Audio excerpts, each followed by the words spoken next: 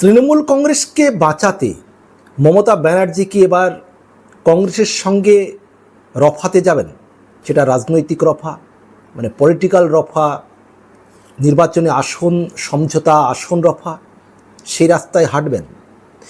এখন তৃণমূল কংগ্রেস যে পরিস্থিতিতে পড়েছে, পশ্চিমবঙ্গে বিধানসভা নির্বাচনের পর মমতা ব্যানার্জির সামনে কংগ্রেসের কাছে যাওয়া ছাড়া, কংগ্রেসের সঙ্গে রফা করা ছাড়া তৃণমূল কংগ্রেসকে টেকানো এই মুহূর্তে কিন্তু খুবই মুশকিল। কারণ পশ্চিমবঙ্গের নির্বাচনে বিজেপি যেমন 208টি আসন পেয়েছে 294-এর মধ্যে, তৃণমূল কংগ্রেস 80টি বিধানসভা সিট পেয়েছে। কিন্তু তৃণমূল কংগ্রেসের অলরেডি 58 থেকে 60 জন বিধায়ক তারা দলের বিরুদ্ধে বিদ্রোহ করে ঋতব্রত বন্দ্যোপাধ্যায়কে বিরোধী দলনেতা স্থির করেছে। বিরোধী দলনেতা হিসাবে স্পিকারের কাছে তারা চিঠি দিয়েছিলেন এবং ঋতব্রত বন্দ্যোপাধ্যায় বিরোধী দলনেতা হয়েছেন। এই পরিস্থিতিতে যদি 80 জন বিধায়কের মধ্যে 55-60 জন বাইরে চলে যান, দলের বাইরে, মানে দলের নির্দেশের বাইরে, দলের কাঠামোর বাইরে, এক্ষেত্রে মমতা ব্যানার্জি এই যে 20 জন বিধায়ক থাকছে তাদেরকে নিয়ে কিভাবে দলকে ঘুরে দাঁড় করাবেন? তারপরে যে একাধিক দুর্নীতির অভিযোগ আসছে তৃণমূল কংগ্রেসের বিভিন্ন পর্যায়ের নেতাদের বিরুদ্ধে, কাউন্সিলর, প্রধান, পঞ্চায়েত সমিতির সভাপতি, বিধায়ক, একের পর এক তাদেরকে জেলে যেতে হচ্ছে। মানে তৃণমূল যে এই মুহূর্তে রাস্তায় নামবে, আন্দোলন করবে, সেই একটা মনোবল সেটা এই মুহূর্তে তৃণমূল কংগ্রেসের নাই। আবার যদি দেখি যে লোকসভাতে তৃণমূল কংগ্রেসের 29 জন সাংসদ রয়েছে, রাজ্যসভায়ও বেশ কয়েকজন সাংসদ রয়েছে, তাদের মধ্যেও একইভাবে ভাঙনের একটা সম্ভাবনা শোনা যাচ্ছে। এখন বিধায়কদের যে দেখুন 4 ভাগের 3 ভাগ বিধায়ক দলের বাইরে চলে যাচ্ছে। আবার সাংসদদের যদি একটা বড় অংশ ভেঙে চলে যায় রাজ্যসভা এবং লোকসভায়, সেক্ষেত্রে তৃণমূল কংগ্রেসকে ঠেকাতে, তৃণমূল কংগ্রেসের এই যে ভাঙন আটকাতে মমতা ব্যানার্জির হাতে তো কোনো জাদুকাঠি নেই এই মুহূর্তে। সেক্ষেত্রে যে তৃণমূল কংগ্রেস এতদিন কংগ্রেসকে মানে আসন সমঝোতার জন্য কিছু মনেই করতো না কংগ্রেসকে, এখন সেই কংগ্রেসের কাছে গিয়েই কিন্তু সারেন্ডার করা ছাড়া উপায় থাকবে না। এখন রাহুল গান্ধীর কাছে অনুনয় বিনিময় করে, আবেদন নিবেদন করে তৃণমূল কংগ্রেসের সঙ্গে একটা রাজনৈতিক রফা করা ছাড়া বিকল্প কিন্তু কোনো পথ নেই। এখন সেই রাস্তায় কি মমতা ব্যানার্জি যাবেন নাকি যাবেন না? না গেলে তার রাজনৈতিক দলকে টিকানো খুব মুশকিল হয়ে যাবে। কেউ কেউ আবার বলছেন, কোনো রাজনৈতিক বিশ্লেষক, যে মমতা ব্যানার্জি শেষমেশ কি তৃণমূল কংগ্রেস দলটাই কংগ্রেসের সঙ্গে মিশিয়ে দেন কিনা, সেটাও পরিস্থিতি হতে পারে। সেটা হলে তো মমতা ব্যানার্জির একটা বিরাট পরাজয় হয়ে যাবে, যে কংগ্রেস থেকে বেরিয়ে তিনি তৃণমূল কংগ্রেস তৈরি করেছিলেন। এখন যদি আবার মমতা ব্যানার্জি কংগ্রেসের সঙ্গে মিশে গিয়ে তৃণমূল কংগ্রেসটাকে তুলে দেন, সেটা মমতা ব্যানার্জি করবেন বলে হয়তো এখনও মনে হচ্ছে না। করতেও পারেন, রাজনীতি যেহেতু সম্ভাবনার শিল্প, রাজনীতিতে সব কিছুই সম্ভব হয়, সেটা তো ভবিষ্যৎ বলবে। কিন্তু 2029 সালে যে লোকসভা নির্বাচন হবে, সেই নির্বাচনে একটা মোদি বিরোধী যে জোট, কেন্দ্রের যে বিজেপি যে সরকার, এনডিএর যে সরকার চলছে, সেই এনডিএর বিরুদ্ধ জোট, ইন্ডিয়া জোট, সেই ইন্ডিয়া জোটের নেতৃত্ব এই মুহূর্তে কংগ্রেসের হাতে আছে, রাহুল গান্ধীর হাতে রয়েছে, যেটা তৃণমূল কংগ্রেস একাধিকবার দাবি তুলেছিল মমতা ব্যানার্জিকে সেই ইন্ডিয়া জোটের নেতৃত্বের জায়গায় আনা হোক। কিন্তু এখন পশ্চিমবঙ্গে পরাজয়ের পর সেই দাবি কিন্তু আর উঠবে না। কেন উঠবে না? কারণ এর আগে এই জন্যই মমতা ব্যানার্জির নাম ইন্ডিয়া জোটের নেতৃত্ব হিসাবে উঠে এসেছিল, অনেকে দাবি করেছিলেন, কারণ তিনি পশ্চিমবঙ্গে ক্ষমতায় ছিলেন, বিজেপিকে ক্ষমতায় আসা থেকে আটকে রেখেছিলেন।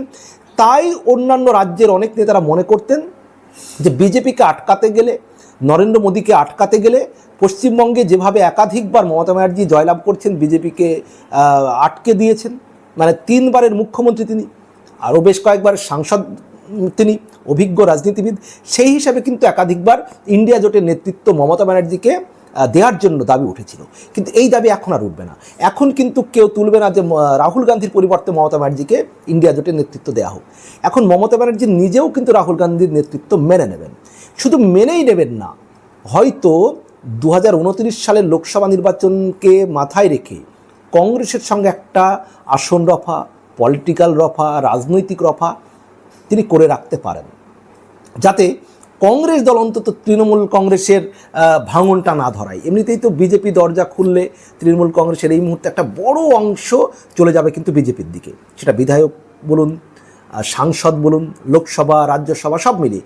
আবার যদি কংগ্রেস তৃণমূল কংগ্রেসের লোক নিতে শুরু করে দেয়, তাহলে তৃণমূল কংগ্রেসের এই মুহূর্তে অস্তিত্ব থাকবে না। সেই জায়গায় মমতা ব্যানার্জি হয়তো রাহুল গান্ধীকে একটা আবেদন অনুরোধ করতে পারেন যে তৃণমূল কংগ্রেস ভাঙিয়ে যেন শেষ করে না দেওয়া হয়, কংগ্রেস যেন তৃণমূল কংগ্রেস দলটাকে ভাঙানোর চেষ্টা না করে, এরকম অনুরোধ করতে পারেন। দ্বিতীয়ত, লোকসভা নির্বাচনকে কেন্দ্র করে একটা আসন রফার দিকে তিনি যেতে পারেন আগে থেকে কথা বলে রেখে। বা রাজ্যে যে উপনির্বাচন হবে, যেমন ধরুন বসিরহাটে সাংসদ তিনি তো মারা গিয়েছেন, সেখানে উপনির্বাচন হবে, সেখানে মমতা ব্যানার্জি যদি সরাসরি দাঁড়ান হয়তো কংগ্রেসকে প্রার্থী না দিতে অনুরোধ করতে পারেন। আবার মমতা ব্যানার্জি লোকসভায় ইমিডিয়েট যাওয়ার জন্য যেটা শোনা যাচ্ছে আর কি, বহরমপুরে ইউসুফ পাঠানকে পদত্যাগ করিয়ে সেই জায়গায় মমতা ব্যানার্জি নিজে দাঁড়াতে পারেন। সেক্ষেত্রে অধীর চৌধুরী বহরমপুরে তো কংগ্রেসের একাধিকবার জিতেছিলেন বহরমপুর থেকে, আবার তিনি হয়তো আবার দাঁড়াতে চাইতে পারেন। সেক্ষেত্রে রাহুল গান্ধীর সঙ্গে একটা আলোচনা করে রাখতে পারেন যে বসিরহাট হোক বা বহরমপুরে যদি ইউসুফ পাঠান পদত্যাগ করেন, সেখানেই নির্বাচনে তিনি দাঁড়ান, কংগ্রেস যেন সেখানে প্রার্থী না দেয়, কংগ্রেস যেন তাকে সমর্থন করে। অর্থাৎ লোকসভায় যাওয়ার যে সুযোগ মমতা ব্যানার্জিকে যেন কংগ্রেস করে দেয়, এর অফাও তিনি করে রাখতে পারেন।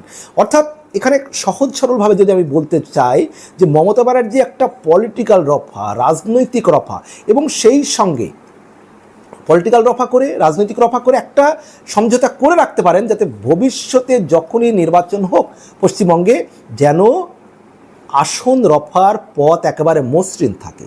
এবং মমতা ব্যানার্জি তিনি বুঝতে পারছেন যে এই মুহূর্তে জরুরি ভিত্তিতে তার জনপ্রতিনিধি হওয়া প্রয়োজন। তাকে যদি রাজনৈতিক গুরুত্বের জায়গায় ফিরতে হয়, এখন তিনি না বিধায়ক, না তিনি সাংসদ। তিনি বিধায়ক থাকলে এই বিধায়কদের যে ভাঙন ধরছে সেটা ধরতো না।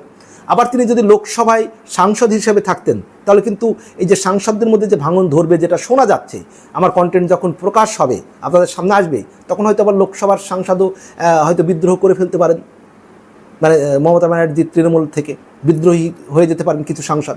সেক্ষেত্রে মমতা ব্যানার্জির জনপ্রতিনিধি থাকলে, মানে সাংসদ হিসেবে থাকলে, সাংসদদেরকে তিনি অনেকটা আটকে দিতে পারবেন। আবার যদি তিনি পশ্চিমবঙ্গের বিধানসভাতে কোনো জায়গায় উপনির্বাচনে দাঁড়ান, বিধায়ক হলে বিধানসভার ভাঙনটা রক্ষা করতে পারবেন তিনি, বিধায়কদের যে ভাঙন। কিন্তু এখন মনে হয় না মমতা ব্যানার্জি বিধানসভায় দাঁড়াবেন। তিনি দাঁড়ালে, যেহেতু ভারতের যে সরকার পরিবর্তনের যে নির্বাচন 29 সালে, নরেন্দ্র মোদী লোকসভার যে নির্বাচন, প্রধানমন্ত্রী নরেন্দ্র মোদীর পরীক্ষা কিন্তু আবার 29 সালে, সেক্ষেত্রে আগে তো লোকসভা নির্বাচন। সেক্ষেত্রে বড় চান্স মমতা ব্যানার্জি হয়তো লোকসভা নির্বাচনে দাঁড়িয়ে জনপ্রতিনিধি হয়ে নরেন্দ্র মোদীর সরকারকে তিনি কেন্দ্র থেকে সরানোর, পরাজিত করার জন্য একটা আপ্রাণ চেষ্টা করতে পারেন। আর মোদী সরকারকে সরাতে পারলে, কংগ্রেসের সঙ্গে একটা রফা যদি তার হয়ে যায়, পলিটিক্যাল রফা, সেক্ষেত্রে আবার পশ্চিমবঙ্গে তার রাজনীতিতে ব্যাক করার, মানে একবারে দারুণভাবে ব্যাক করার একটা সুযোগ থাকবে। তো সব মিলিয়ে মমতা ব্যানার্জি হয়তো কংগ্রেসের সঙ্গে একটা রাজনৈতিক আন্ডারস্ট্যান্ডিং, রফা বা মানে যে কোনো একটা সমঝোতার দিকে হয়তো তিনি যাবেন, পলিটিক্যাল বা রাজনৈতিক রফার দিকে তিনি যাবেন, এবং সেটা হয়তো আসন রফার পথ প্রশস্ত করে রাখবেন, যাতে ভারতের রাজনীতিতে তিনি একটা যে ইম্পর্টেন্ট রোল এতদিন প্লে করেছেন, সেটা যেন আবার তাকে গুরুত্ব দেয় মানুষ, সেই জায়গাটা তিনি তৈরি করে রাখতে পারেন। প্রিয় বন্ধুরা, বিষয়ে আপনাদের কি মতামত রয়েছে কমেন্ট বক্সে জানাবেন। আর আমার ইউটিউব চ্যানেলটি সাবস্ক্রাইব করার অনুরোধ রইল। সবার জন্য শুভকামনা।